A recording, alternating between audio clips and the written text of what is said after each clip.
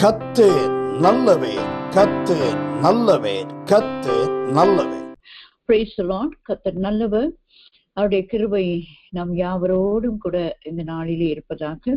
இந்த நாளின் செய்திக்கு நாம் செல்லும் முன்னதாக நமக்கு ஆண்டவர் இந்த இயேசுவின் வல்லமை ஊழியத்திலே இந்த மாதத்திலே கொடுத்ததான வாக்குத்தத்த வசனம் சங்கீதம் 92:12, நீதிமான் பனை போல் செழித்து லீபனோனில் உள்ள கேதுருவை போல் வளருவான் என்று சொல்லி, இந்த மாதம் நமக்கு ஒரு செழிப்பின் மாதமாகவும் ஒரு வளர்ச்சியின் மாதமாகவும் கர்த்தர் நமக்கு வைத்திருக்கிறார். ஆகையால் இந்த வளருகிற அனுபவத்திலே நாம் வளர்ந்து போகும்படியாக கர்த்தர் நமக்கு உதவி செய்வாராக. மாலை நேரத்திலே இந்த செய்திக்காய் காத்திருக்கும் போது ஆண்டவர் என்னுடைய இருதயத்திலே போட்டதான ஒரு வார்த்தை ஓங்கி வளருதல் என்று சொல்லி வார்த்தையை ஆண்டவர் கொடுத்தார். ஓங்கி வளருதல். இன்றைக்கு கர்த்தருடைய கிருபையினாலே நாம் தியானிக்கிறதான வேத பகுதி சங்கீதங்களின் புஸ்தகம் 144 சங்கீதம் 12 வசனம்.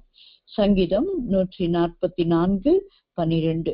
அப்பொழுது எங்கள் குமாரர் இளமையில் ஓங்கி வளருகிற விருட்ச கன்றுகளைப் போலவும் எங்கள் குமாரத்திகள் சித்திரம் தீர்ந்த அரமனை மூலிக்கற்களைப் போலவும் இருப்பார்கள் என்று இங்கே வசனம் சொல்கிறோம். இன்றைக்கு நம்முடைய செய்தியின் தலைப்பு ஓங்கி வளர்தல். ஓங்கி வளர்தல். இந்த வசனத்திலே நாம் வாசிக்கிறோம், அப்பொழுது எங்கள் குமாரர் இளமையில் ஓங்கி வளருகிற விருட்ச கன்றுகளைப் போலவும் என்று இருப்பார்கள் என்று எழுதப்பட்டிருக்கு. எங்கள் குமாரர் ஓங்கி வளருகிற விருட்ச கன்றுகளைப் போல இருப்பார்கள்.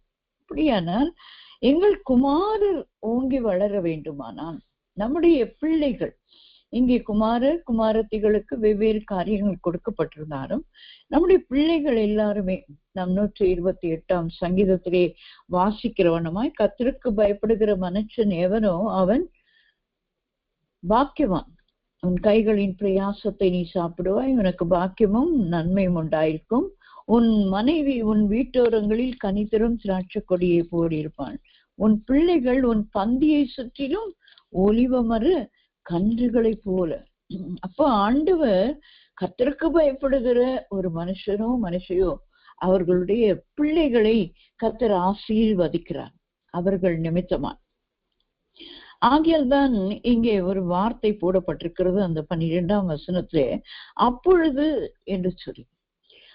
அப்பொழுது என்று சொன்னால் குமாரர் ஓங்கி வளருகிற விருட்ச கன்றுகளை போல இருக்க வேண்டுமானால் ஏதோ ஒரு காரியத்தை ஆண்டவர் சொல்லிவிட்டு இதனாலே என்று அவர் சொல்லுகிறார். எப்பொழுது?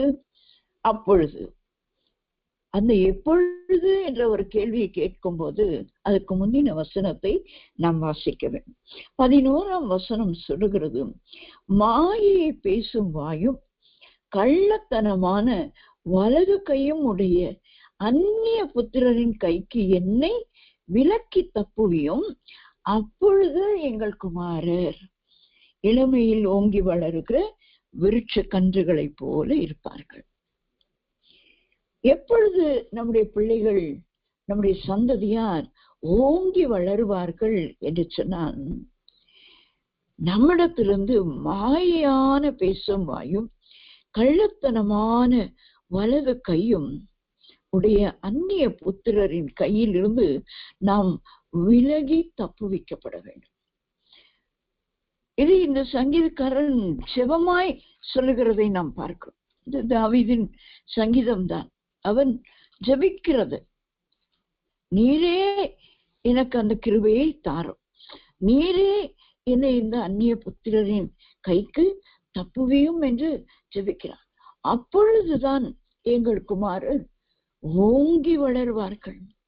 ஓங்கி முதலாவது நாம் பார்க்கிறோம், நம்முடைய சந்ததியார் ஓங்கி வளருவதற்கு ஆண்டவர் சில சட்டங்களை வைத்திருக்கிறார். நமக்கு நிறைய வசனங்களை ஆண்டவர் பிள்ளைகளை குறித்து பெற்றோருக்கு சொல்லுகிறதை நாம் பார்க்கிறோம். கர்த்தருடைய கட்டளைகளுக்கு கீழ்ப்படியாமல் அக்கிரமம் செய்கிறவர்களுக்கு 3ஆம் 4ஆம் தலைமுறை வரைக்கும் ஆண்டவர் ஒரு சாபத்தை கொடுத்து விடுகிறார். ஆனால் அவருடைய கட்டளைகளுக்கு கீழ்ப்படிந்து நடக்கிறவர்களுக்கு 1000 தலைமுறை மட்டும் ஆசீர்வாதத்தை கொடுக்கிறார். அதை நாம் யாத்ராகமம் 20 உபாகமம் 5ஆம் அதிகாரத்திலே ஆண்டவர் அந்த 10 கட்டளைகளை கொடுக்கும் பொழுது அவர் சொல்லுகிறதான வார்த்தை, அவருடைய கற்பனைகளை நாம் கடைபிடித்து நடப்போமானால், அதற்கு கீழ்ப்படிந்து நடப்போமானால் 1000 தலைமுறை. என்ன ஒரு இரக்கமுள்ள ஒரு நல்ல தேவன் பாருங்க. ஆண்டவரை நாம் ருசித்து பார்க்கும்போது அவர் எவ்வளவு நல்லவரா இருக்கிறார். நாம் கீழ்ப்படியாமல் போகும்போது 1000 தலைமுறையும், கீழ்ப்படியும் போது 3-4 தலைமுறை வரைக்கும் தான் நம்ம எல்லாம் ஆசீர்வாதம் கொடுப்போம். நான் கொடுப்பேன். அப்படிதான் நம்ம மனுஷர். கீழ்ப்படியாத பிள்ளைக்கு எதுக்கு அவ்வளவு ஆசீர்வாதம் அப்படின்னு சொல்லி நாம என்ன பண்ணுவோம், மாற்றி கொடுத்து விடும்.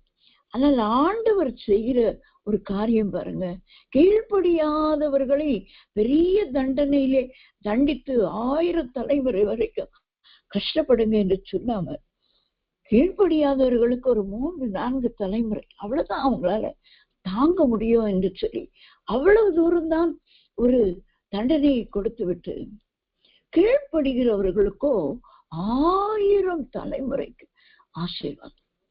அப்போ ஒரு மனுஷன் ஆண்டவருடைய வார்த்தைக்கு கீழ்ப்படிந்து நடப்போமானால் நமக்கு பின்பு உள்ள 1000 தலைமுறைகள் ஆசீர்வதிக்கப்படும். 1000 தலைமுறைகளும் ஓங்கி வளரும். நாம் செய்ய வேண்டிய காரியத்தை தான் அந்த 11ஆம் வசனத்திலே ஆண்டவர் நமக்கு எச்சரிப்பாய் தாவீதின் மூலமாய் சொல்லுகிறதை பார்க்கிறோம். மாயை பேசும் வாயும் கள்ளத்தனமான வலது கையுடைய அந்நிய புத்திரரின் கைக்கு என்னை விலக்கி தப்புவியும். தாவீது ஜெபிக்கிறார். ஆகையால் தாவீதை ஆண்டவர் அப்படிப்பட்டவர்களின் கைக்கு விலக்கி தப்புவித்துக் கொண்டேதான் இருந்தார். ஆண்டவர் விலக்கி தப்புவிக்கிறாரே, ஆகையால் நாம் எப்படி வேண்டுமானாலும் இருக்கலாமா என்று சொன்னால் இருக்கக்கூடாது. வேதத்திலே வாசிக்கும் பொழுது ஓங்கி வளருகிற காரியங்களும் தீந்து போகிறதாம். அதை குறித்து 2 ராஜாக்களின் புஸ்தகம் 19ஆம் அதிகாரம் 26ஆம் வசனம். 2 ராஜாக்கள் 19ஆம் அதிகாரம் 26ஆம் வசனத்திலே நாம் வாசிக்கும் போது, அதனாலே அவைகளின் குடிகள் கை இழைத்தவர்களாகி கலங்கி வெட்கப்பட்டு வெள்ளியின் பூண்டுக்கும் பச்சிலைக்கும் வீடுகளின் மேல் முளைக்கும் புல்லுக்கும் ஓங்கி வளரும் முன் தீந்து போம் பயிருக்கும் சமானமானவார்கள் என்று இங்கே ஒரு வார்த்தை போடப்படும். இது யாரை குறிக்கிறது என்று சொன்னால், எசேக்கியா ராஜாவின் காலத்திலே அசீரியா ராஜாவாகிய சனகிரிப் ரப்சாக்கே என்கிறதான அவனுடைய அதிபதியை அனுப்பி இந்த எசேக்கியா ராஜாவையும் யூத ஜனங்களையும் தேவனையும் நிந்தித்து பேசுகிறான். அதைதான் நாம் இந்த 2 ராஜாக்கள் 19ஆம் அதிகாரத்திலே வாசிக்கிறோம். அந்த நிருபங்களை எடுத்துக்கொண்டு போய் எசேக்கியா ராஜா எப்படி தேவ சமூகத்திலே வைத்து அதற்காய் ஜெபிக்கும் போதுதான் ஆண்டவர் சொல்லுகிற வார்த்தைகளாக, அந்த அசீரியரை குறித்து சொல்லுகிற வார்த்தைகளாக இதற்கு. இப்ப இந்த அந்நிய புத்திரர் என்று சொல்லும்போது மாயை பேசுகிறவர்கள், தங்கள் வலது கையிலே அவர்கள் உண்மை இல்லை, அவர்களிடத்திலே உண்மை இல்லாமல் பொய் பேசி கர்த்தருக்கு விரோதமான காரியங்களை செய்கிறவர்களை ஆண்டவர் எப்படி செய்கிறாராம், அவர்கள் ஓங்கி வளர்கிறது போல இருப்பார்கள். ஆனால் ஓங்கி வளரும் முன் தீந்து போகுமா, அந்த பயிர் தீந்து போகுமா. அப்போ தேவன் நம்மை அப்படிப்பட்டதான ஒரு நபர்களிடத்திலிருந்து அல்லது அந்நிய புத்திரர் என்று சொல்லப்படுகிறதான இப்படிப்பட்ட சுவாபங்களை உடையவர்களிடத்திலிருந்து நாம் பிரிந்து வர வேண்டும் என்று சொல்லி ஆண்டவர் சொல்கிறார். பிரிந்து போங்கள் என்று பவுல் அப்போஸ்தலனும் தன்னுடைய நிருபங்களிலே எழுந்தார். இப்படிப்பட்ட மக்களோடு கூட நமக்கு இசைவு இருக்கக்கூடாது. அவிசுவாசியோடு விசுவாசிக்கு பிணைப்பு இல்லை. அதற்கென்று அவர்களை நாம் வெறுத்து விடக்கூடாது. பிணைக்கப்பட வேண்டிய இடத்துல மட்டும்தான் நாம் பிணைக்கப்படணும்.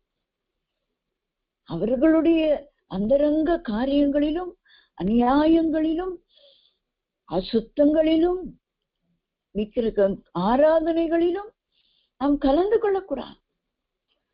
நான் அவர்கள் ஆலயங்களுக்கு சென்று நான் அங்கேயும் ஆண்டவரை தான் துதிப்பேன் என்று சொல்லக்கூடாது. தாவீது சொல்லுகிறான், விக்கிரகங்களின் பெயர் முதலாய் என்னுடைய வாயிலே வராமல் இருக்கும். அவ்வளவு வைராக்கியம், தேவனுக்கான பக்தி வைராக்கியமுடைய தாவீது. ஆகிய சங்கீதங்களை சொல்லாத, வாசிக்காத, பிரசங்கிக்காத ஒருவரும் இல்லை. தாவீதின் சங்கீதங்களை எடுத்து எந்த காலத்திலும் வாசித்து ஆறுதலும் தேறுதலும் அடைகிறவர்கள் இன்னும் லட்சக்கணக்கான கோடிக்கணக்கான மக்கள் இன்னும் இன்னும் இன்னும் இருக்கிறார். ஏன் அவன் தன்னுடைய ஜீவியத்திலே அந்த வைராக்கியம், கர்த்தருக்கான ஒரு பக்தி வைராக்கியம் பேர் முதலாய். இன்றைக்கு நமக்கு அந்த பெயர்களை சொல்லாம இருக்க முடியும். எல்லா நகர்களிலும் அந்த பேர், எல்லா தெருக்களிலும் அந்த விக்கிரகங்களின் பேர். நம்ம அட்ரஸ் எழுதணும்னாலும் வெட்கக்கேடா இருக்குது சில நேரம். அதெல்லாம் எழுதிதான் ஆகணும், வெறும் வழி இல்லாமல் இருக்கு. ஆனா தாவீதுக்கு என்ன ஒரு வைராக்கியம் பாருங்க, பேர் முதலாய் நான் சொன்னேன். இப்ப அப்படிப்பட்ட ஒரு அந்நிய காரியங்களிலிருந்து, தேவனுக்கு பிரியமில்லாத காரியங்களிலிருந்து நாம் பிரிந்து வர வேண்டும். அப்பொழுதுதான் நம்முடைய குமாரர், நம்முடைய சந்ததியார் ஓங்கி வளருவார்கள். இப்படிப்பட்ட தீமைகளை விளைவிக்கிறவர்கள் ஓங்கி வளர்கிறவர்களாய் காணப்பட்டார்கள். நல்ல வசதியா இருப்பாங்க, நல்ல ஜெபிக்கிறவங்களா இருப்பாங்க, நல்ல ஆலயத்துக்கு போகிறவங்களா இருப்பாங்க, நல்ல ஊழியம் கூட செய்யறவங்களா இருப்பாங்க. ஆனாலும் இந்த சுவாபங்கள், தேவனுக்கு பிரியமில்லாத சுவாபங்கள் நம்மிடத்துல காணப்படும் போது அது தீந்து போகிற, அது ஓங்கி வளரும் முன் அந்த வசனத்தை கவனித்து பாருங்களேன். அந்த ஓங்கி வளரும் முன் தீந்து போம் பயிருக்கும் சமானமானவர். என்ன ஒரு பரிதாபம் பாருங்களேன். அது ஓங்கி வளர வேண்டும் அந்த பயிர், ஆனால் அது வளரும் முன் என்ன ஆயிடுது, தீந்து போகிறது. இதே பகுதியை நாம் ஏசாயா 37:27 நாம் வாசிக்கிறோம். ஆண்டவருடைய வசனம் சொல்லுகிறது இல்லவா, தேடி வாசிங்கள், இதிலே ஜோடு இல்லாமல் இருக்காது. இந்த எசேக்கியா ராஜாவின் காலத்தில் வாழ்ந்தவர் தான் ஏசாயா தீர்க்கதரிசி. ஆகியால் அவருடைய தீர்க்கதரிசன புஸ்தகத்திலே எசேக்கியா ராஜாவின் காலத்திலே நடந்த இந்த காரியங்கள் எல்லாம் அங்கேயும் இருக்கும். இந்த காரியம் இருக்கிறது. எசேக்கியா ராஜா சுகவீனப்பட்டு அவர் ஜெபித்து ஜெயம் பெற்றதை குறித்தும் ஏசாயா தீர்க்கதரிசன புஸ்தகத்திலே இருக்குது. இந்த அசீரிய ராஜா இவரை தொந்தரவு பண்ணினது இருக்கிறது. இதெல்லாம் ஏசாயா தீர்க்கதரிசிக்கு எசேக்கியா ராஜா சொல்லி அனுப்புகிறார். அவர் அதற்கு பதில் கொடுக்கிறார். ஆகையால் இந்த 2 புஸ்தகங்களிலும், ராஜாக்களிலும் இதை குறித்து வரும், ஏசாயாவிலும் வரும். ஆகையால் நாம் குறித்து வைத்துக் கொள்ள வேண்டும். 2 ராஜாக்கள் 19 ஏசாயா 37 ஒரே சம்பவங்களை காண்பிக்கிறதாயிருக்கு. இந்த 2 ராஜாக்கள் 19 ஏசாயா 37 என்று எழுதிக் கொள்ளுங்கள். ஏசாயா 37 2 ராஜாக்கள் 19 என்று எழுதிக் கொள்ளுங்கள். இப்படிதான் நாமே நமக்கு ஒரு ரெஃபரன்ஸ் பைபிளை உண்டாக்கி கொள்ளணும். இதை வாசித்து வரும்போது நமக்கு ஞாபகம் வரும், ஓ அங்கேயும் இருக்கிறது, கொஞ்சம் வித்தியாசமாக இருக்கும், அதையும் இதையும் கம்பேர் பண்ணி வாசிங்க. சில வார்த்தைகள் அதிலே அழுத்தமாயிருக்கும், சில வார்த்தைகள் இங்கே அழுத்தமாயிருக்கும். ஆண்டவர் சில வார்த்தைகளை அழுத்தம் திருத்தமாய் சொல்ல வேண்டியதை சில இடங்களிலே சொல்லுகிறதை நாம் ஆனா சம்பவம் ஏறக்குறைய அப்படியேதான் இருக்கும். அந்த காரியங்கள் எல்லாம் அப்படி நாம் இதிலிருந்து நாம் கற்றுக்கொள்கிறது, நம்முடைய குமாரர் ஓங்கி வளர வேண்டுமானால் நாம் என்ன செய்ய வேண்டும்? அந்நிய புத்திரர் கைக்கு விலகி நாம் இருக்க வேண்டும். அந்நிய புத்திரர் மாயை பேசும் வாய் நமக்கும் இருக்கக்கூடாது. அப்படிப்பட்டவர்களை விட்டும் நாம் விலக வேண்டும். கள்ளத்தனமான வலது கை நமக்கும் இருக்கக்கூடாது. அப்படிப்பட்டதான நபர்களிடத்திலிருந்து நாம் பிரிந்து, அவர்கள் ஓங்கி வளர்ந்தாலும் சீக்கிரத்திலே தீர்ந்து போவார்கள் என்று வேதம் சொல்லுகிறது. மட்டுமில்லாமல் ஏசாயா தீர்க்கதரிசன புஸ்தகம் 10ஆம் அதிகாரம் 33ஆம் வசனத்தை நாம் வாசிக்கும் பொழுது, ஏசாயா 10:33, இது சேனைகளின் கர்த்தராகிய ஆண்டவர் தோப்புகளை பயங்கரமாய் வெட்டுவார், ஓங்கி வளர்ந்தவைகள் வெட்டுண்டு மேட்டுமையானவைகள் தாழ்த்தப்படும். ஓங்கி வளர்ந்தவைகள் வெட்டுண்டு மேட்டுமையானவைகள் தாழ்த்தப்படும். ஆண்டவர் விரும்பாத ஒரு காரியம் இந்த மேட்டுமை.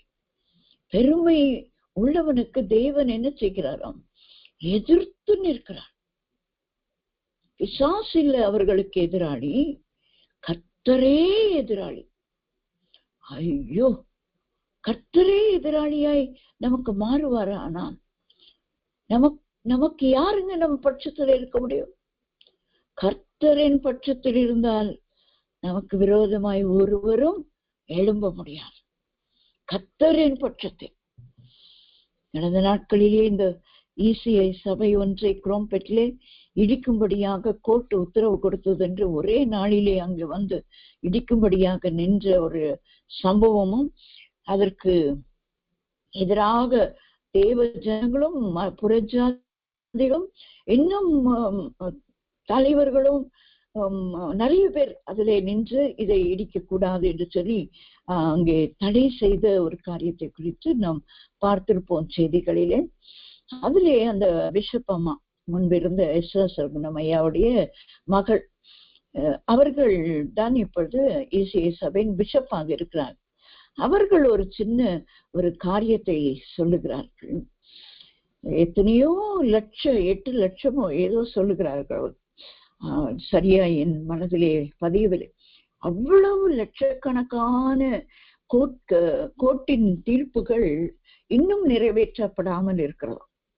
ஏதோ ஒரு காரியத்தை முடிக்க வேண்டும், ஏதோ ஒரு காரியத்தை இடிக்க வேண்டும், இப்படி செய்யப்பட வேண்டி தீர்ப்பு செய்யப்பட்ட தீர்ப்புகளிலே எத்தனையோ லட்சங்கள் இன்னும் நிறைவேற்றப்படாமல் இருக்கிற பட்சத்தில் இந்த ஒரு காரியத்தை, இந்த ஒரு சபையை, 60 ஆண்டுகளாக இருக்கிற இந்த சபையை இந்த ஒரே நாளிலே, ஒரே நொடி பொழுதிலே அந்த தீர்ப்பு பெற்ற உடனே அதை பெற்றுக்கொண்டு வந்து உடனடியாக இடிப்பதற்கு இதற்கு என்ன காரியம்? இது என்ன காரியம்? ஆகையால் நாங்கள் இதற்காக போராட மாட்டோம். ஏனென்றால் எங்களுக்கு ஒரு தேவன் உண்டு, அவரே எங்களுக்காக யுத்தம் பண்ணுவார். ஹல்லேலூயா. தேவ பிள்ளைகளுக்காக யுத்தம் பண்ணுகிறவர் தேவனே. அந்த தேவன் நமக்கு எதிராளியாய் ஒருபோதும் மாறிவிடக்கூடாது. மேட்டிமையானவனை ஆண்டவர் தாழ்த்துகிறார். அதுதான் ஓங்கி வளர்ந்தவைகள் வெட்டுண்டு போகிற ஒரு அனுபவம். நமக்கு பெருமை மட்டும் ஏதிலும் வரக்கூடாது, ஆவிக்குரிய பெருமையும் வரக்கூடாது, தாழ்மை என்ற பெருமையும் வந்துடக்கூடாது. தாழ்மை உள்ளவர்களாய் இருக்கிறவர்களுக்கு கர்த்தர் கிருபை தருகிறார். ஆனால் தாழ்மையிலே மேன்மை பாராட்டினோம். நான் ரொம்ப தாழ்மைங்க, நான் ரொம்ப தாழ்மைங்க, நான் ரொம்ப தாழ்மைங்கன்னு நான் சொல்லிக்கிட்டே இருந்தா அந்த தாழ்மையே எனக்கு ஒரு பெருமை. அந்த பெருமையிலும் நாம் விழுந்து விடக்கூடாது. பெருமை உள்ளவர்களுக்கு தேவன் எதிர்த்து நிற்கிறார். இந்த வசனத்தை வாசிக்கும் போது நடுங்க வேண்டும். நடுக்கத்தோடு நாம் இந்த வசனங்களை வாசிக்க வேண்டும். யார் வேண்டுமானாலும் இந்த உலகத்திலே தாயோ தகப்பனோ பிள்ளைகளோ கணவனோ மனைவியோ உற்றாரோ உறவினரோ சபையாரோ போதகரோ யார் வேண்டுமானாலும் உலகத்திலே நமக்கு எதிராளியாய் மாறணும். ஆனால் தேவன் மட்டும் எனக்கு எதிரே நிற்கக்கூடாது. எனக்கு எதிரே நிற்கிறவன் பிசாசு மட்டும்தான், சாத்தான் மட்டும். அவனை துரத்துவதற்கு தான் நமக்கு எதிரே வந்து அவன் நிற்பான். அவன் துரத்தப்பட வேண்டியவன், அவனை நாம் துரத்த வேண்டும். ஆனால் தேவனை நாம் மேன்மை பாராட்ட வேண்டும். தேவன் நம்மோடு கூட இருக்க வேண்டும். தேவன் என் பட்சத்தில் இருக்க வேண்டும், நம்மோடு இருக்க வேண்டும். அதுதான் இம்மானுவேல் என்பதற்கு தேவன் நம்மோடு இருக்கிறார், நம்மோடு கூட இருக்கிறார், நம்மோடு தான் இருக்க வேண்டும். ஆகையால் இந்த மேன்மை பாராட்டல் அது ஓங்கி வளரும் போது வெட்டுப்படுகிற ஒரு அனுபவத்திற்கு மாறிவிடும். முதலாவது நாம் பார்க்கிறோம், நம்முடைய சந்ததியார் ஓங்கி வளர வேண்டும் என்று சொன்னான். நாம் தாழ்மை உள்ளவர்களால் அந்நிய புத்திரரின் கைக்கு ஆண்டவரே என்னை விலக்கி காத்துக்கொள்ளும் என்று ஒவ்வொரு நாளும் ஜெபித்து அந்த காரியங்களிலிருந்து நாம் விலகி ஓடுவதற்கு நாம் பிரயாசப்பட வேண்டும். அப்பொழுது நாமும் ஓங்கி வளர்வோம், நம்முடைய சந்ததியாரும் ஓங்கி வளர்வார்கள். இரண்டாவதாக ஒரு ஓங்கி வளர்கிற அனுபவத்தை குறித்து யோபுவின் புஸ்தகம் 8ஆம் அதிகாரம் 11ஆம் வசனத்திலே நாம் வாசிக்கிறோம். இரண்டாவதாக யோபு 8:11, சேர் இல்லாமல் நாணல் ஓங்கி வளருமோ? முதலாவது நம்முடைய சந்ததியார் ஓங்கி வளருகிறதை குறித்து நாம் பார்த்தோம். இரண்டாவதாக ஒரு செடி வளர்கிறது, அது என்ன? அது நாணல். நாணல் ஓங்கி வளர்கிறது எங்கே? சேற்றிலே வளர். சேர் இல்லாமல் நாணல் ஓங்கி வளருமோ? சேர் இல்லாமல் நாணல் ஓங்கி வளருமா? அப்ப சேர் இருந்தால்தான் நாணல் என்ன செய்யுங்க? ஓங்கி வளரும். இந்த நாணலை குறித்து நாம் வேதத்திலே அதிகமாய் அநேக இடங்களிலே நாம் வாசிக்கிறோம். நமக்கு எல்லாருக்கும் தெரிந்த ஒரு சம்பவம், நாணல் பெட்டியிலே செய்யப்பட்டு நாணல் புதிரிலே விடப்பட்ட மோசே தன் தாயினாலே. அது எல்லாருக்கும் தெரிந்த ஒரு காரியம். இந்த சேற்றில் வருகிறதான வளர்கிறதான ஓங்கி வளர்கிறதான இந்த நாணலை குறித்து நாம் தியானிக்கும் போது இந்த சேற்று எதை குறிக்கிறது? யோபுவின் புஸ்தகம் 13ஆம் அதிகாரம் 12ஆம் வசனத்தை நாம் வாசிக்கும் பொழுது, யோபு 13:12, உங்கள் பேரை நினைக்க பண்ணும் அடையாளங்கள் சாம்பலுக்கு சரி, உங்கள் மேட்டிமைகள் சேற்று குவியல்களுக்கு சமானம். உங்கள் மேட்டிமைகள் சேற்று குவியல்களுக்கு சமானம். நாம் ஏற்கனவே பார்த்தோம், நாம் மேட்டுமையாய் இருந்தோமானால் நாமும் ஓங்கி வளர முடியாது, நம்முடைய சந்ததியாரும் ஓங்கி வளர முடியாது. இந்த சேற்றிலே தான் இந்த நாணல் ஓங்கி வளர்கிறது. ஆனால் இந்த சேற்றின் அனுபவம் ஒரு மேட்டிமையை காண்பிக்கிறதாக இருக்கிறது. ஆனால் அந்த மேட்டிமை தாழ்த்தப்படும் போதுதான் அந்த சேற்றிலே ஒரு அருமையான நாணல் வளர்கிறதை நாம் பார்க்க முடியும். இந்த நாணல் புல்லெல்லாம் எங்கள் பகுதிகளிலே அதிகமாய் வளர்ந்திருக்கிறது. இந்த காலங்களிலே, இந்த மழை காலங்களிலே ஆங்காங்கே நிறைய லேண்ட் எல்லாம் காலியா இருக்கிறது. ஏரி பகுதியோ என்னமோ எனக்கு தெரியவில்லை, எங்கு பார்த்தாலும் தண்ணீர் நிற்கும். அப்படி அந்த சேர் நிறைந்த பகுதி. ஆகையால் கொஞ்ச காலத்துக்கு முன்னதான், ஒரு 2 மாசம் இருக்கும்னு நினைக்கிறேன், அந்த ஜேசிபி வைத்து அதை கிளீன் பண்ணாங்க. சமம் இருந்த இடம் இன்றைக்கு நல்ல ஒரு 4-5 அடி கூட இருக்கும். அவ்வளவு உயரமாய் அந்த நாணல் வளர்ந்திருக்கு. ஏனென்று சொன்னால் சமீபத்திலே நல்ல மழை இருந்தது. மழை தண்ணீரும் அந்த சேரும் சேர்ந்து அந்த நாணலை நன்றாய் வளர வைத்து விட்டு, மேட்டுமை இந்த சேற்றை போல இருக்கிறது.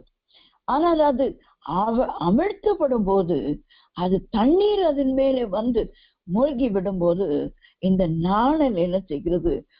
ஓங்கி வளருகிறதை நாம் பார்க்கிறோம். இந்த நாணல் ஓங்கி வளருகிறதை நாம் பார்க்கிறோம். சங்கீதக்காரனாகிய ஆசப் என்று நினைக்கிறேன், 69ஆம் சங்கீதம் 14ஆம் வசனத்தை நாம் வாசிக்கும் பொழுது, சங்கீதங்களின் புஸ்தகம் 69ஆம் சங்கீதம், அது தாவீதின் சங்கீதம் தான். 14ஆம் சங்கீதம் 14ஆம் வசனம், சங்கீதம் 69:14, நான் அமிழ்ந்து போகாதபடிக்கு சேற்றினின்று என்னை தூக்கிவிடும், என்னை பகைவர்களினின்றும் நிலையான ஜலத்தினின்றும் நான் நீங்கும்படி செய்யும். தாவீது ஜெபிக்கிறான், அமிழ்ந்து போகாதபடிக்கு. இந்த சேர் என்ன செய்யும்? ஒரு நாணலை ஓங்கி வளர செய்கிறது. ஆனால் இந்த சேற்றானது அது மேட்டிமை குறிக்கிறது. அது மூழ்கடிக்கப்பட வேண்டும், அதிலிருந்து தூக்கி எடுக்கப்பட வேண்டும். அந்த சேற்றிலிருந்து தூக்கி எடுக்கப்பட வேண்டும். நம்முடைய பெருமைகள், என்னுடைய படிப்பு, என் பணம், என்னுடைய அந்தஸ்து, நான் செய்கிற ஊழியம், நான் என்ற அந்த நான் என்கிற காரியம் வரும்போது அது நம்மை அமிழ்த்தி சேற்றுக்குள்ளே மூழ்கடிக்க வைத்து. ஆனால் அதிலிருந்து ஆண்டவர் அந்த நாணலை ஓங்கி வளர செய்கிறது போல, நம்ம இந்த சேற்றில் இருந்து, அந்த மேட்டுமைகளில் இருந்து, தேவையில்லாத குணாதிசயங்களை தூக்கி எடுக்கும் போது ஆண்டவர் நம்ம என்ன செய்கிறாருங்க? மேலே நிறுத்துகிறார். நிலையாத ஜலத்தினின்றும் நான் நீங்கும்படி செய்யும். அது யார்? என்னை பகைக்கிறவர்கள் என்று. என்னுடைய மேட்டுமையிலிருந்து என்னை மீட்டு விடுகிறான். என்னை பகைக்கிறவர்களின் என்றும் என்னை விட்டு விடுகிற அனுபவம் தான் ஓங்கி வளருகிற ஒரு நாணலுக்கு ஒப்பாக இருக்கிறது. சங்கீதம் ஏசாயா தீர்க்கதரிசன புஸ்தகம் 35ஆம் அதிகாரத்திலே 7ஆம் வசனத்தை நாம் வாசிக்கும் பொழுது, ஏசாயா தீர்க்கதரிசன புஸ்தகம் 35ஆம் அதிகாரத்தின் 7ஆம் வசனம் இவ்வாறாக சொல்லுகிறது, வெட்டாந்திரை தண்ணீர் தடாகமும் வறண்ட நிலம் நீர் ஊற்றுகும் ஆகும். வலு சர்ப்பங்கள் தாமரித்து கிடந்த இடங்களிலே புல்லும் கொருக்கையும் நாணலும் உண்டாகும். அடுத்தது இந்த நாணல் சேற்றிலே இருந்த நாணல் இப்பொழுது எங்கே இருக்கிறதாம்? வலு சர்ப்பங்கள் தாவரித்த இடம். வலு சர்ப்பங்கள் தாவரித்த இடங்களிலே இருந்து நாணல் உண்டாகும். ஆண்டவர் அந்த வலு சர்ப்பங்கள் இருக்கிற இடத்தில் இருந்து ஒரு நாணலை முளைக்க பண்ணுகிறார். என்ன அருமையான ஒரு தேவன் பாருங்களேன். அன்றைக்கு யோவான் ஸ்நானகனும் சரி, ஆண்டவராகிய இயேசு கிறிஸ்துவும் சரி, பரிசேயர் சதுசேயர் இந்த வேத பாரகரை எல்லாம் பார்த்து, விரியன் பாம்பின் குட்டிகளே, வலு சர்ப்பங்கள், அவர்களை அழைக்கிறார்கள். வலு சர்ப்பங்களை போல இருக்கிறீர்களே, விஷம் நிறைந்த நாவு. நீதிமொழிகளிலே நாம் வாசிக்கும் பொழுது அந்த நாவின் கீழே என்ன இருக்கிறதாம்? விஷம் இருக்கிறதாம். நம்மிடத்துல எப்படி பேசுவாங்க? நல்ல சந்தோஷமா குழஞ்சு பேசுவாங்க, பாராட்டி பேசுவாங்க, தாலாட்டி பேசுவாங்க. அதெல்லாம் தெரியவே தெரியாது எனக்கு, பேச தெரியாத ஒரு மந்த நாவு எனக்கு. ஏதோ இந்த வசனத்தை வாசிக்கவும் அதை சொல்லவும் நான் கற்றுக்கொண்டிருக்கிறேன். எனக்கு ஒன்றும் பேச தெரியாது. இதை தவிர ஏதோ ஒரு செம்மொழி பண்டிகை அது இதுன்னு எங்கேயாவது கொண்டு போய் என்ன விட்டாங்கன்னு சொன்னா அங்க இருக்கிறவங்க எல்லாம் தோக்கடிக்கிற அளவுக்கு 100% 0 வாங்கிட்டு வந்துடும். அதுபோல ஒரு பேச்சாளர் ஒன்றும் தெரியாது. ஆனால் சிலருக்கு அது ஒரு வரம் என்று தான் நான் நினைக்கிறேன். நல்லா பேசி பேசி என்ன செய்வார்கள், மயக்குவார்கள் மக்களை. நல்லதுக்கு நல்லது சொல்றது நல்லது. ஆனா நம்மகிட்ட இல்லாத குணத்தையும் சொல்லி நம்மளை அப்படியே மலை மேல தூக்கி வைக்கிறது போல வச்சுட்டு அங்கிருந்து கீழே தள்ளிடக்கூடாது. பார்த்தீங்களா, இயேசுவானவர் அப்படிதான் கொண்டு போனாங்களாம். வேதம் நமக்கு சொல்லுகிறது. உயர்ந்த சிகரத்திலே கூட்டிட்டு போயிட்டாங்க. அங்கிருந்து அவரை கீழே தள்ள வேண்டும் என்று அவரை எப்படியாவது கொலை செய்ய வேண்டும், எப்படியாவது கொன்று போட வேண்டும். இவருடைய உபதேசத்தை கேட்டு ஜனங்கள் எல்லாம் இந்த ஆலயத்திலிருந்து மாறி போய்கொண்டே இருக்கிறாங்க. அவர் பின்னாலே போக்குறாங்க. அவர்தான் தேவகுமாரன் என்று விசுவாசிக்கிறாங்க. அவர்கள் எல்லாம் இழுத்து கொண்டு வர வேண்டும் என்று சொல்லி இந்த வேத பாரகர், வேதத்தை நன்கு அறிந்தவர்கள், கற்றுக் கொடுக்கிறவர்கள், பரிசேயர், அவர்களும் நியாய பிரமாணத்தை கற்று தேர்ந்தவர்கள், சதுசேயரும் கற்றவர்கள். உயிர்த்தெழுதலை மாத்திரம் நம்பாதவர்கள் தான் இந்த சதுசேயர். மற்றபடி பரிசேயர போல அவர்களும் எல்லா வேத பிரமாணங்கள் எல்லாம் இவர்கள் எல்லாம் கற்று தேர்ந்தவர். ஆனால் அவர்களை பார்த்து ஆண்டவர் சொல்ற, விஷம் நிறைந்தவர்களா இருக்கிறீர்கள். நீங்கள் உங்களுடைய பேச்சினாலே அநேகரை இழுத்துக் கொள்ளுகிறீர்கள். ஆனால் அவர்கள் உங்கள் பக்கம் வந்த பின்போ அவர்களை பாதாளத்துக்கு கொண்டு போகிறீர்கள் என்று ஆண்டவர் அவர்களை கடிந்து கொள்ளுகிறார். ஒருவன் உங்கள் பக்கம் வர வேண்டும் என்று சொன்னால் அதிகமாய் நீங்கள் பேசுகிறீர்கள், உழைக்கிறீர்கள். மத்தேயு சுவிசேஷம் 23ஆம் அதிகாரம் 15ஆம் வசனம் சொல்கிறது, மாயக்காரராகிய வேத பாரகரே, பரிசேயரே, உங்களுக்கு ஐயோ! ஒருவனை உங்கள் மார்க்கத்தான் ஆக்கும்படி சமுத்திரத்தையும் பூமியையும் சுற்றி திரிகிறீர்கள். சமுத்திரத்தையும் பூமியையும் சுற்றி திரிகிறீர்கள். அவன் உங்கள் மார்க்கத்தான் ஆனபோதோ அவனை உங்களிலும் இரட்டிப்பாய் நரகத்தின் மகனாக்குகிறீர்கள். எவ்வளவு கொடீரம் பாருங்க. குருடரான வழிகாட்டிகளே, ஆண்டவர் இந்த மத்தேயு 23 நீங்க வாசித்து பாருங்க. பயங்கரமா ஆண்டவர் இந்த வேத பாரகரை, பரிசேயரே என்று டைரக்டா அவங்கள பார்த்து சொல்லுகிற வார்த்தைகள்.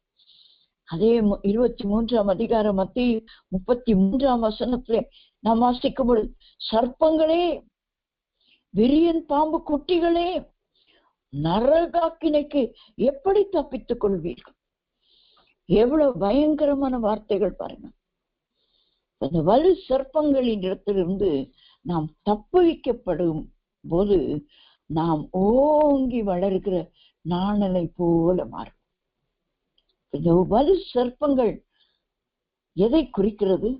அப்படி தவறான உபதேசங்களை கொடுக்கிறவர்கள். தவறான உபதேசம். இன்றைக்கு உபதேசங்களை பார்க்கும்போது அதிகமான தவறான உபதேசங்கள் தான். உபதேசங்களிலே நிறைய மாற்றங்கள் இருக்கு.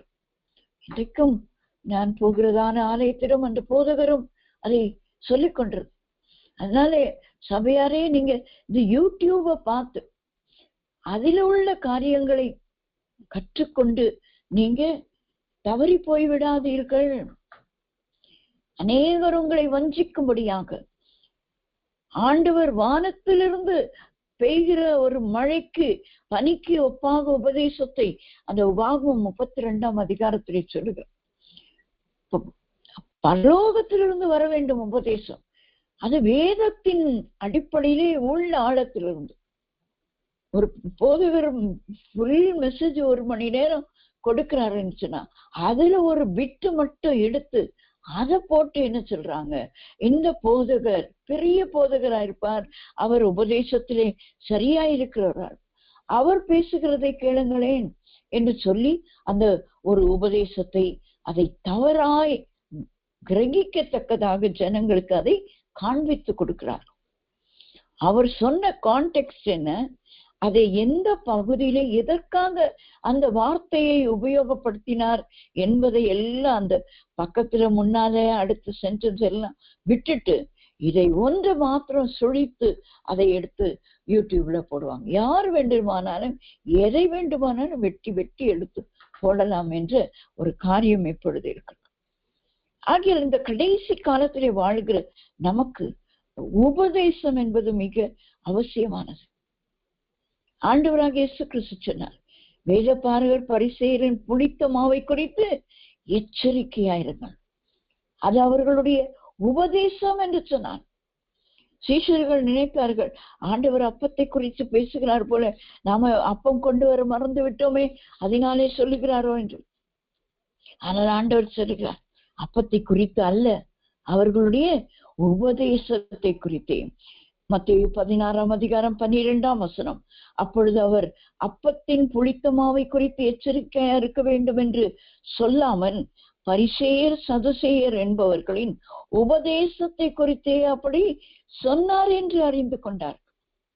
உபதேசம் ஆகியல்தான் ஆண்டவர் ரொம்ப நீங்க ஜாக்கிரதையா இருக்க வேண்டும் என்று ஆண்டவர் எச்சரித்தார். அந்த வலு சர்ப்பங்கள் இருக்கிற இடத்திலே அந்த நாணலானது உண்டாகும் என்று எழுதப்பட்டிருக்கு. ஏசாயா 35:7 நாம் வாசிக்கிறோம். அது ஓங்கி அங்கே வளர வேண்டுமெனால் அந்த வலு சர்ப்பங்கள் அழிக்கப்பட வேண்டும். துருபதேசங்கள் இன்றைக்கு நிறைய பேருக்கு துருபதேசம்னா என்னன்னே தெரியாது.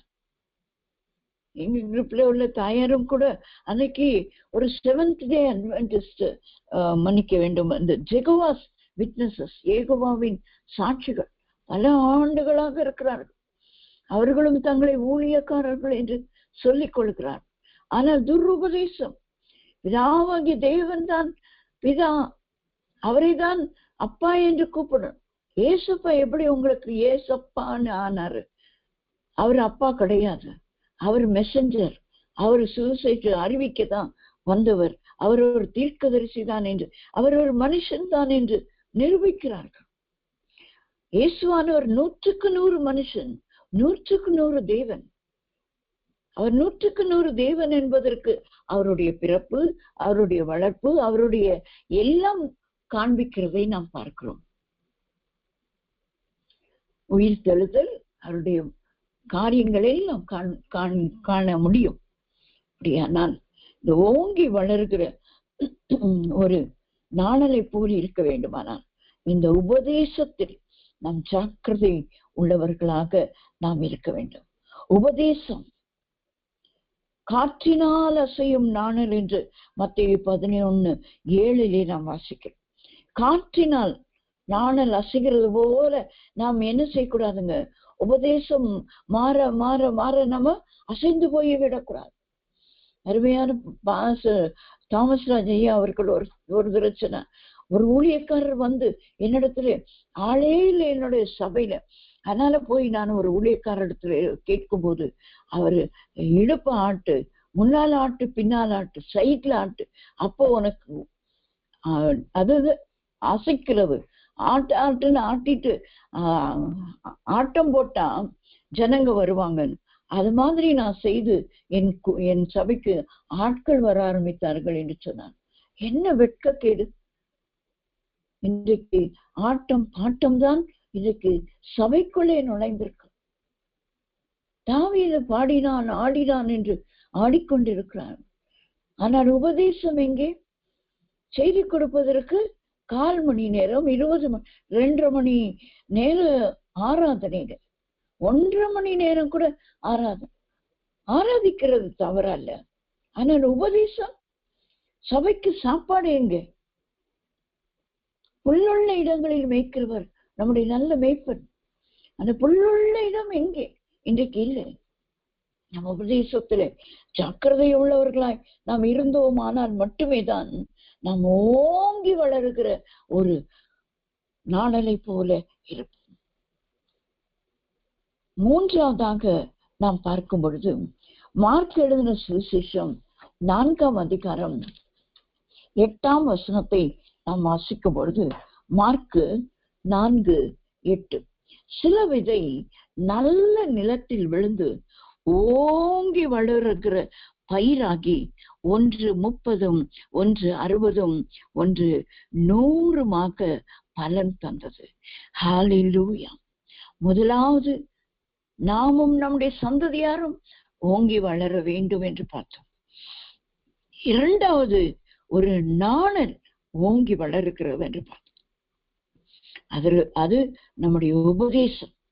முதலாவது மேட்டுமை, பெருமை, அந்நிய புத்திரரின் கையிலிருந்து நாம் விடுவிக்கப்படும் போது நாமும் நம்முடைய சந்ததியாரும் ஓங்கி வளருவோம். இரண்டாவது சேற்றில் வருகிற அந்த ஒரு நாணல் தான். ஆனால் அந்த மேட்டுமையெல்லாம் அந்த சேற்றிலே தண்ணீரால் கழுவப்படும் போது அந்த நாணல் ஓங்கி வளர்கிறது போல நம்மையும் அந்த உபதேசத்திலே, ஆண்டவருடைய உபதேசத்திலே நாம் வளர்கிறவர்களாய், அந்த வலு சர்ப்பங்கள் இருக்கிற இடங்களை ஆண்டவர் நாணல் இருக்கிற இடமாய் மாற்றுகிறார் என்று சொன்னான். அது அந்த சேரெல்லாம் போய் அதுல தண்ணீர் நிறைந்திருக்கும் போது கிடுகிடுன்னு அந்த நாணல் வளர்கிறது போல அந்த வளர்க்கிறார். அதுபோல நம்மையும் ஆண்டவர் வளர்க்கிறார். மூன்றாவதாக கடைசியாக இங்கு நாம் பார்க்கிறதான காரியம் மார்க் 4:8, சில விதை நல்ல நிலத்தில் விழுந்து ஓங்கி வளர்கிற பயிராகி. இந்த உவமையை நாம் நன்றாய் அறிவோம். இது மற்ற சுவிசேஷங்களிலும் எழுதப்பட்டிருக்கிறது. இங்கேதான் இந்த வார்த்தை ஓங்கி வளர்கிற பயிர் என்று போடப்பட்டிருக்கிறது. இந்த மார்க் எழுதின சுவிசேஷத்தில் சில விதை நல்ல நிலத்தில் விழுந்து, இந்த நல்ல நிலத்தை குறித்து ஆண்டவரே சொல்லுகிறார், அது நாம் வசனத்தை கேட்டு அதன் பின்பு அது வேர் கொள்ளுகிறதாய் நமக்கு இருக்க வேண்டும். 20ஆம் வசனத்திலே நாம் வாசிக்கும் பொழுது, மார்க் 4:20, வசனத்தை கேட்டு ஏற்றுக்கொண்டு 1 30, 1 60, 1 100 பலன் கொடுக்கிறார்கள், இவர்களே நல்ல நிலத்தில் விதைக்கப்பட்டவர்கள் என்று சொல்லி ஆண்டவராகிய இயேசு கிறிஸ்து அதற்கு விளக்கம் கொடுக்கிறார். நல்ல நிலத்தில் விதைக்கப்படுகிற ஒரு விதை என்பது வசனம். நல்ல நிலம்தான் நாம் நம்முடைய இருதயம். நாம் அந்த நல்ல வசனங்களை இந்த நல்ல நிலத்திலே அதை கேட்கிறோம், அதை ஏற்றுக்கொண்டு பலனும் கொடுக்க வேண்டும். அது என்ன செய்யும்? அது நல்ல நிலத்தில் விழுந்ததானால் ஓங்கி வளருகிற பயிராய் மாறும். ஓங்கி வளருகிற பயிர். அது ஒரே பயிர் 30 கனி கொடுக்கும், அது 60ஆகவும் கனி கொடுக்கும், அது 100ஆகவும், இன்னும் ஒரே ஒரு பயிர் தான் 100ஆகவும் பலன் கொடுக்கும். கர்த்தர் நமக்கு கொடுத்த கிருபையின்படி எனக்கு ஒரு 30 தான் கொடுக்கிறாருன்னு சொன்னா, 30% தான் நான் ஸ்கூல்ல மார்க் வாங்குறேன்னு சொன்னா, சரி போனா போது, ஊழியத்துல 30% வாங்குன்னு சொல்லி விட்டுறாரு, தவறு அல்ல. ஆனால் எல்லாரும் நாம் 100%க்கு பிரயாசப்படதான் வேண்டும். அதை குறித்து நான் கடைசியாய் சொல்லி நான் முடிக்க போகிறேன். ஓங்கி வளருகிற பயிராய் நாம் இருக்க வேண்டும். ஆண்டவர் அதை விரும்புகிறார். அது ஓங்கி வளர்கிறது. ஒரு விதைதான் விதைக்கப்படுகிறது, ஆனால் அதிலே 30 மணிகள் வருகிறது, 60 மணிகள் வருகிறது, 100 மணி கூட வருகிறது. நாம் எதை தேர்ந்தெடுத்துக் கொள்கிறோம்? ஒரு ஜஸ்ட் பாஸ் வாங்கினா போதும் சிஸ்டர், எனக்கு இருக்கிற பலன், என் வயசு, எனக்கு இருக்கிற பொருளாதாரம், என் குடும்ப சூழ்நிலை, அப்படின்னு நான் எப்படியே யோசித்துக்கு கொண்டு இருப்பேனால என்னால 30 தான் கொடுக்க முடியும். பரவாயில்ல, கொஞ்சம் கஷ்டம்தான், ஆனாலும் நான் வரேன் சிஸ்டர். கொஞ்சம் வியாதிதான், ஆனாலும் நான் வரேன் சிஸ்டர். நீங்க சொல்றத நான் கொஞ்சம் செய்யறேன் அப்படின்னு சொல்றவங்க இன்னொரு 30% எடுத்து ஃபர்ஸ்ட் கிளாஸ் வாங்குற அளவுக்கு 60%க்கு ஓங்கி வளரலாம். என்ன வந்தாலும் வரட்டும் சிஸ்டர். காற்று அடிக்கட்டும், மழை பெய்யட்டும், வெயில் அடிக்கட்டும், பெருவெள்ளம் வரட்டும், நான் ஆண்டவருக்காய் நிற்கிறேன். எனக்கு எந்த ஊழியம் கொடுத்தாலும் நான் செய்றேன். பெருக்கணுமா பெருக்கிறேன், வாய போடணுமா வாய போடுறேன். ஒரு தோட்டத்திலே பல வகையான வேலைகள் உண்டு. எல்லாரும் கையில விதை வச்சு எடுத்துக்கிட்டு விதையே நான் போட போறேன் இல்ல. ஒருத்தர் தோண்டலாம், கடப்பாறையை வைத்து தோண்ட முடியறவங்க கடப்பாறையை வைத்து தோண்டலாம், மண்வெட்டி வச்சு தோன்றவங்க மண்வெட்டி வச்சு தோண்டலாம். இந்த 100 நாள் வேலை செய்கிறவர்களை நான் எங்க பகுதியில பார்த்தேன். எல்லாரும் ஒரு சின்ன சின்ன மண்வெட்டிகளை வைத்திருந்தார். பிறர் பொருளை இச்சையாதிருப்பாயாக என்று வேதம் சொல்லுகிறது. ஆனால் எனக்கு அவங்க கையில இருந்த அந்த ஒரு சின்ன மண்வெட்டி மேல ஒரு ஆசை வந்துருச்சு. அதனால நான் அதை கொடுங்கன்னு கேட்கல, எனக்கு ஒண்ணு வாங்கித்தாங்கன்னு எனக்கு தெரிஞ்ச ஒரு சகோதரி, நிறைய சகோதரிமார் வந்தார்கள். அதுல ஒரு சகோதரி இடத்துல எவ்வளவுமான்னு கேட்டேன். 100 ரூபாய் தான் சிஸ்டர். அப்ப 100 ரூபாய் கொடுத்து நான் ஒன்று வாங்கி கொண்டேன். அவங்க கையில சின்ன சின்ன மண்வெட்டிகள், நான் அப்படி பார்த்தது இல்லை, பெரிய மண்வெட்டிகளை தான் பார்த்திருக்கிறேன். ஆனா சின்ன மண்வெட்டி பரவாயில்லையே. இந்த சகோதரி மராக அதை சின்னதா வைத்து அந்த பிள்ளை தோண்டி எடுக்கிறார்கள், சின்ன பள்ளங்களை எடுக்கிறார்கள். சின்ன சின்ன வயசானவங்களும் வர்றாங்க, முடியாதவங்களும் வர்றாங்க அந்த 100 நாள் வேலைக்கு. அதனால எல்லார் கையிலும் பார்த்தா ஒரு சின்ன சின்ன மண்வெட்டி. எனக்கு மண்வெட்டி வச்சு தோண்ட தெரியும் சிஸ்டர், ஆனா சின்ன மண்வெட்டி தான் எனக்கு முடியும் அப்படி சொன்னா சின்ன மண்வெட்டி வெட்டுங்க. எதை செய்ய முடியுமோ அதை கர்த்தருக்காய் மனப்பூர்வமாயும் முழுமையாயும் நம்மை ஒப்பு கொடுத்தும் நாம் செய்யும் போது அதனுடைய பலன் 100 மடங்கு இருக்கும். என் பலவீனத்தின் மத்தியிலும், என்னுடைய சோர்வுகளின் மத்தியிலும், என் குடும்ப சூழ்நிலைகளின் மத்தியிலும், என் வியாதிகளின் மத்தியிலும் நான் கர்த்தருக்காய் வைராக்கியமாய் நிற்பேன் என்று நாம் சொல்லுவோமானால் நிச்சயமாகவே 100 மடங்கு பலன் கொடுக்கிற ஒரு ஓங்கி வளர்கிற பயிராய் நாம் மாறுவோம். கடைசியாய் நான் சொல்லி முடிக்கிற ஒரு காரியம், 3 விதமான ஒரு வளர்ச்சி, ஓங்கி வளர்தல். ஒன்று, நாமும் நம்முடைய சந்ததியாரும் ஓங்கி வளருவதற்கு நம்முடைய மேட்டுமைகள், நம்முடைய அந்நிய புத்திரரின் ஒரு கான்டாக்ட் எல்லாம் கட் பண்ண வேண்டும். தேவையில்லாத காரியங்கள், பேச்சு, நடக்கைகள், அனுபவங்கள், துன்மார்களுடைய ஆலோசனை, பாவிகளுடைய வழி, பரியாசக்காரருடைய உட்கார்ற இடம், இதுல இருந்தெல்லாம் நாம் விலகி வர வேண்டும். அப்பொழுது நாம் ஓங்கி வளரும். 2வதாக சேற்றில் நாளால் ஓங்கி வளருது. நம்முடைய சேரெல்லாம் மிதித்து எல்லாம் நாசமாகி, நம்முடைய மேட்டுமைகள் நாசமாகி அது தண்ணீரினால் நிரப்பப்படும் போது, அது வலு சர்ப்பங்கள் இருக்கிற இடமாய் இருந்தாலும் அதிலே ஓங்கி வளர்கிற நாணலை போல நாம் உபதேசத்தில் வளர வேண்டும். கர்த்தருடைய உபதேசம். அப்போஸ்தலனாகிய பவுல் அந்த உபதேசத்தை குறித்து அதிகமாய் தீமோத்தேயுக்கும் தீத்துக்கும் சொல்றார். ஆரோக்கியமான உபதேசம். ஆரோக்கிய பால் குடித்து நான் ஆரோக்கியமாய் இருக்கிறதை காட்டணும். ஆரோக்கிய உபதேசத்திலே நிலைத்திருந்து நாம் ஓங்கி வளர வேண்டும். 3வது, ஓங்கி வளர்கிற பயிர் என்னுடைய பிரயாசம். நாம் எதை செய்தாலும், புசித்தாலும் குடித்தாலும், நீங்கள் எதை செய்தாலும் அதை கர்த்தருக்கென்று செய்யுங்கள். அதனுடைய பலனை நீங்கள் 100 மடங்கு அறுப்பீர்கள். 100 மடங்காய் அது பயிராகும். ஒரு விதை தான், ஒரு வசனம் தான், 100 மடங்கு பயிர். இன்றைக்கு நான் போன அந்த சபை 25 ஆண்டுகளுக்கு முன்னதாக நான் விதை போட்ட சபை.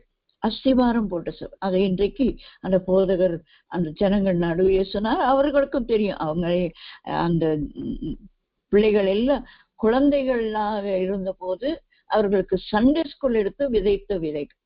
இன்றைக்கு அவர்கள் எல்லாம் ஞானஸ்நானம் எடுத்து அபிஷேகம் பெற்று, எந்த கூட்டம் என்று சொன்னால் நீங்கள் ஆச்சரியப்படுவீர்கள், நரிக்குறவர் குருவிக்கார கூட்டம்.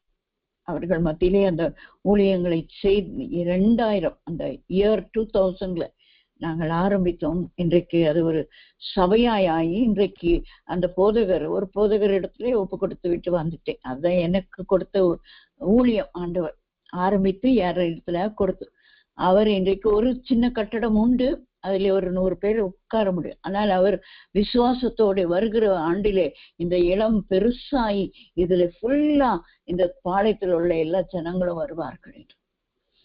அதுதானுங்க நம்ம விதைக்கும் போது கஷ்டமா இருந்திருக்கும். அன்றைக்கு நான் பாஸ்டர், நானு, இன்னொரு தம்பி 3 பேர் தான் ஆராதனை செய்வோம். இவங்களெல்லாம் போய் எழுப்பிட்டு வருவார் அந்த பாஸ்டர். ஆனா யாரும் வரமாட்டாங்க. ஒண்ணு இப்பதான் தூங்கி எந்திரிக்கிறேனோ, ஒண்ணு எனக்கு உடம்பு சரியில்லை ஐயா, நான் தண்ணி ஊத்திக்கல ஐயா, இது பண்ணல ஐயான்னு. ஆனால் இன்றைக்கு பாஸ்டர் வருவதற்கு முன்னதாக அவர்கள் குளித்து ரெடியாகி, குளிக்கவே மாட்டாங்க, ஆனா குளித்து ரெடியாகி அந்த இடத்தை சுத்தம் பண்ணி பாய் போட்டு ஜெபித்து கொண்டிருக்கிறார்கள். ஆயத்தமாய் கூட்டத்திற்காக, அந்த ஆராதனைக்காக ஜெபித்து கொண்டிருக்கிறார்கள். அப்படி வளர்ந்திருக்கிறது இன்றைக்கு அந்த சபை. எதுக்கு இதை சொல்லுகிறேன் என்றால், நாம் விதைக்கிற விதை கண்ணீரோடு, அன்றைக்கெல்லாம் கண்ணீரோடு தான் விதைத்தோம், ஒருவரும் வர மாட்டாங்க. ஆனால் இன்றைக்கு அந்த சபை நிரம்பி ஆட்கள் இருக்கிறார்கள். அவர்களோடு இன்றைக்கு ஒரு போட்டோ எடுத்துக்கொண்டு வர கிருபை செய்தார். அவங்க எல்லாம் சேர்ந்து அம்மா நின்றுங்க போட்டோ எடுத்துக்கிட்டாங்க. அவ்வளவு சந்தோஷம். ஸ்திரீகள் எல்லாம் ஒரே யூனிஃபார்ம் போல ஒரே கலர் சாரி கட்டி அப்படி வர்றாங்க ஆலயத்துக்கு. எனக்கு இதை சொல்லுகிறேன், நாம் ஒரு வளர்ந்து ஓங்கி வளருகிற பயிராய் கர்த்தர் நம்மை மாற்ற சித்தமுள்ளவராயிருக்கிறார். எந்த அளவுக்கு நாம் ஓங்கி வளர வேண்டும் என்று சொன்னால், எபேசியர் 4ஆம் அதிகாரம் 11ஆம் வசனத்திலே நாம் வாசிக்கும் பொழுது, மேலும் நாம் அனைவரும் தேவனுடைய குமாரனை பற்றும் விசுவாசத்திலும் அறிவிலும் ஒருமனப்பட்டவர்களாகி கிறிஸ்துவனுடைய நிறைவான வளர்ச்சியின் அளவுக்கு தக்கதாக பூரண புருஷர் ஆகும் பொருட்டு. மற்ற வசனங்களையும் நாம் வீட்டிலே போய் வாசித்துக் கொள்வோம். 16ஆம் வசனம் சொல்லுகிறது, அவராலே சரீரம் முழுவதும் அதற்கு உதவியாயிருக்கிற சகல கணுக்களினாலும் இசைவாய் கூட்டி இணைக்கப்பட்டு ஒவ்வொரு அவயவும் தன் தன் அளவுக்கு தக்கதாய் கிரியை செய்கிறபடியே அது அன்பினாலே தனக்கு பக்தி விருத்தி உண்டாக்குகிறதற்கு ஏதுவாக சரீர வளர்ச்சியை உண்டாக்குகிறது. ஹல்லேலூயா. நாம் எவ்வளவு தூரம் ஓங்கி வளர வேண்டும்? ஆண்டவருடைய அந்த கிறிஸ்துவினுடைய நிறைவான வளர்ச்சியின் அளவுக்கு தக்கதாக பூரணராகும்படி. ஹல்லேலூயா. நாம் எவ்வளவு தூரம் ஓங்கி வளரணுங்க? ஆண்டவராகிய இயேசு கிறிஸ்து அவர் தலை, நாம் எல்லாம் சரீரத்தின் அவயவங்கள். கை சொல்லக்கூடாது நான் காலாய் மாற வேண்டும் என்று. காலாய் மாறுவது எவ்வளவு கடினம் என்று கை காலாய் மாறினால் நமக்கு தெரியும். நமக்கு கால் ஒடிஞ்சு நடக்க முடியாம கையில நடந்து பாருங்க, எவ்வளவு கஷ்டமா இருக்கும். இந்த கை தாங்குமா இந்த சரீரத்தை? ஆனால் காலுக்கு அந்த பலனை கர்த்தர் கொடுத்திருக்கிறார். அந்த காஃப் மசில்ஸ் என்று சொல்வார்களே, காலிலே கெண்டை சதை, அது 2வது இருதயமாம் மருத்துவர்கள் சொல்லுகிறார்கள். 2வது இருதயம் கால்களிலே ஆண்டவர் ஒரு இருதயத்தை. தெரியுமா உங்களுக்கு இந்த ரகசியம்? அவயவங்கள் கால நான் இருக்க விரும்ப மாட்டேன் என்று சொல்லக்கூடாது. காலில் ஒரு இருதயத்தை வைத்திருக்கிறாராம் ஆண்டவர். அது இங்க மேல இருக்கிற இருதயத்தை போல இல்ல, ஆனால் அது செகண்ட் ஹார்ட்டா. அதனால்தான் ஹார்ட் சர்ஜரி பண்ணும்போது காலில ஒரு பெரிய நரம்பு இருக்கிறதாம். அந்த நரம்பை எடுத்து பைபாஸ் பண்றவங்களுக்கு அந்த நரம்பை எடுத்து அதை வைக்கிறாங்க. பைபாஸ் வேறு வழியா அந்த ரத்தம் ஓட்டம் அந்த இருதயத்துக்குள்ளே போக வேண்டும் என்று பைபாஸ் சர்ஜரியில அதை செய்கிறாங்க. எங்க சகோதரிகளிலே ஒரு சகோதரியின் கணவருக்கு போன 2 வருடத்துக்கு முன்னதாக அந்த பைபாஸ் சர்ஜரி அனுபவம். அதை செய்ததினாலே அவங்க சொல்லி எனக்கு தெரியும், அதை பார்த்தோம். நான் அவர் காலில் உள்ள அந்த நரம்பை எடுத்திருக்காங்க. பெரிய ஆப்ரேஷன். ஹார்ட் தான் ஆப்ரேட் பண்றதுக்கு நெஞ்ச பிளக்குறாங்கன்னு சொன்னா காலையும் பிளந்து வச்சிருக்கிறாங்க. எவ்வளவு குடும்பம் பாருங்க.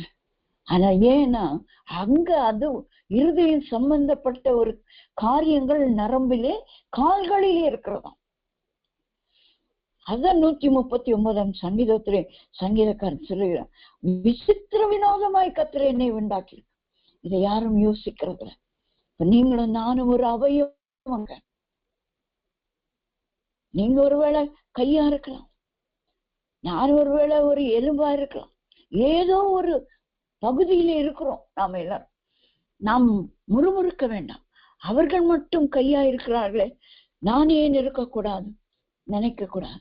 அவர்கள் மட்டும் கால்களா இருக்கிறாங்க, விரல்களா இருக்கிறாங்க, நான் இருக்கக்கூடாது.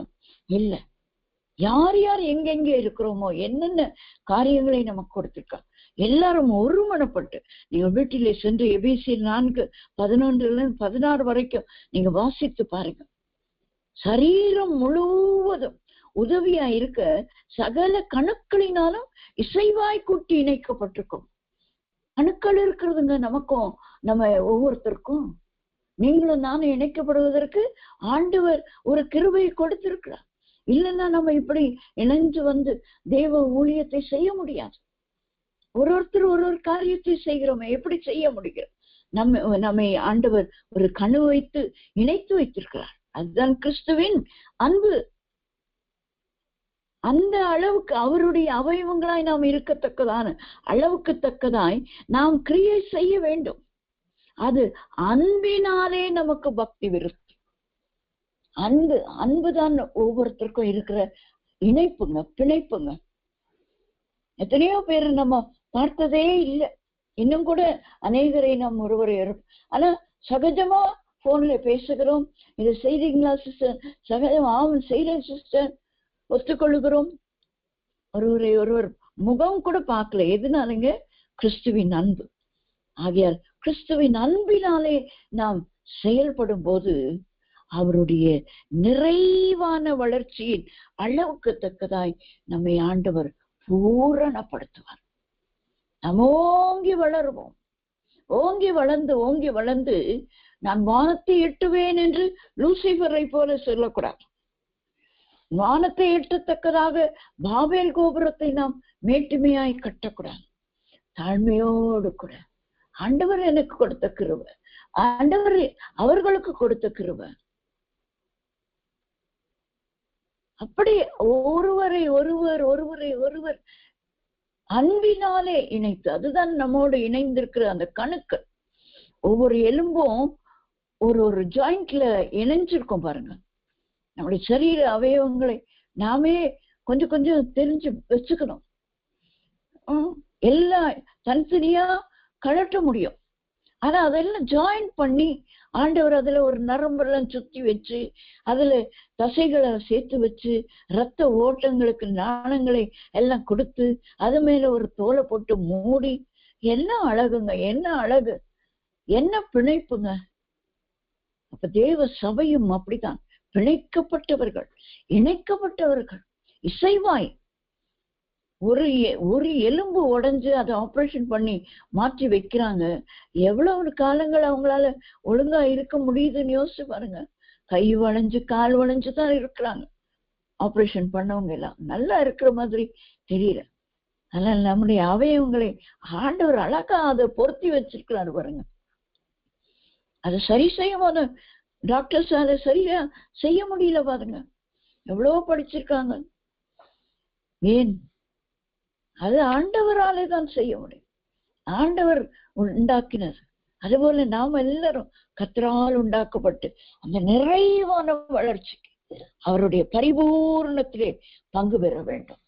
இயேசுவானவர் தலையாய் நாம் எல்லாம் பூரணப்பட்டு இசைவாய் எப்படி அந்த எசேக்கியேல் 37 எல்லா எலும்புகளும் கூடினது, மேல நரம்பு தசை எல்லாம் வந்து அந்த ஆவி எல்லாம் ஒன்றாய் ஆன பிறகு அது ஒரு மனுஷனாய் எழும்பி நின்றது. இப்ப நாம எல்லாம் ஆங்காங்க பிரிந்து இருக்கிறவர்கள் எல்லாம் இணைந்து இசைந்து நாம் வளரும் போது ஆண்டவருடைய பூரண அந்த தலையோடு கூட இந்த உடம்பு ஃபுல்லா என்ன ஆயிடுங்க, ஒட்டிக்கும். அப்பதான் கிறிஸ்து வரும்போது நாம் மனவாட்டி சபையாய் எடுத்துக்கொள்ளப்படுவோம். அதற்காக தான் அவருடைய விழா பிளக்கப்பட்டது. அந்த விழாவிலே சபையாய் நாம் எல்லாரும் சபையாய் உள்ளே போய் அடங்கணும்னா அவர் பூரண புருஷன். அந்த இடம் காலியா இருக்குதுங்க, அவருடைய விழா காலியா இருக்குது. அந்த விழா எதை குறிக்கிறது? மனவாட்டி சபையை குறிக்கிறது. அவருடைய வருகைக்கு ஆயத்தமாக்குறவர்கள் நாம் நாள உயர்ந்து வளருகிற ஓங்கி வளர்கிறவர்களாய் நாமும் நம்முடைய பிள்ளைகளும் இருக்க வேண்டும். ஓங்கி வளர்கிற நாளெல்லாம் இருக்க வேண்டும். ஓங்கி வளர்கிற பயிராய் நாம் இருக்க வேண்டும். அவருடைய நிறைவான வளர்ச்சி வரும் வரைக்கும் அந்த பூரணர் ஆகும்படிக்கு நாம் ஓங்கி வளர்வோம். கர்த்தர் நமக்கு உதவி செய்வாராக. நாம் செபிப்போம். எங்களை அதிகமாய் நேசிக்கிற எங்கள் நல்ல பிதாவே, நன்மையான நாளுக்காய் உமக்கு ஸ்தோத்திரம். இந்த நல்ல நாளிலும் நீர் கொடுத்த இந்த வசனத்துக்காய் உமக்கு ஸ்தோத்திரம். நாங்கள் ஓங்கி வளர்க்கிறவர்களாய் உடைய நிறைவான வளர்ச்சிக்கு பூரணராகும்படி அந்த நிறைவான வளர்ச்சியிலே நாங்கள் வளர கர்த்தர் எங்களுக்கு உதவி செய்வீராக. தாழ்த்தி ஒப்பு கொடுக்கிறோம். மீட்பர் இயேசுவின் நாமத்தில் செபிக்கிறோம் நல்ல பிதாவே, ஆமென்.